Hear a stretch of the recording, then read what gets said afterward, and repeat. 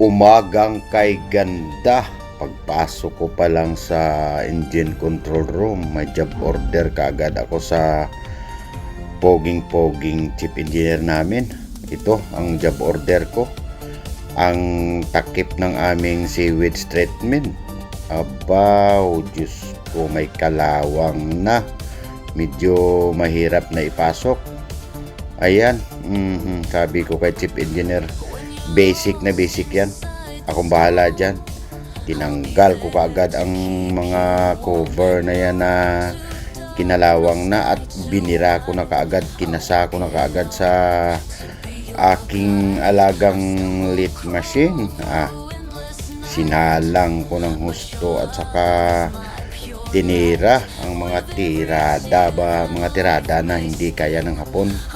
Sinalang ko sa lit machine at saka tinira para naman pogi ang dating, kasi ang mga tirada ni Mr. Suave hindi pa kaya ng hapon yan, kaya aking kinasa kagad ang aking lit machine at saka sinukat-sukat para eksakto suabe ang pasok.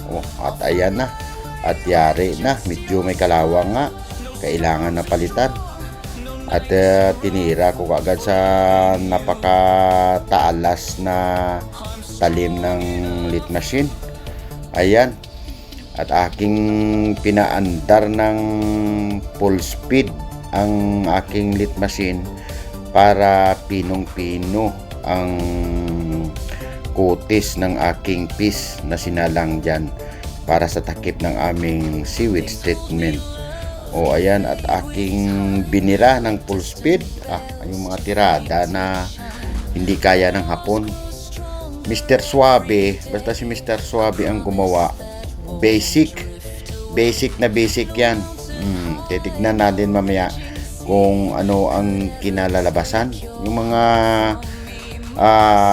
simpleng tirada na hindi pa nagawa ng hapon ay ginawa ko ngayong umaga para pagkatapos ng hapon matapos ito at matakpan. Kaya alam niyo naman ang sewage, no? Ayan, na medyo okay na. Ito na, yari na. Basic na basic. Suave, love it. Ayan, yan ang dalawa. Medyo palinyado yung dalawa, pero yung ginawa ni Mr. Suave, ikabit na natin, ha? Ayan, puntahan ko na uli at ikabit, isaksak dyan, Mr. Suave, kung saan mo kinuha kanina. Ayan, isaksak, isa pa, Suave. Love it. Ayan ang mga bira.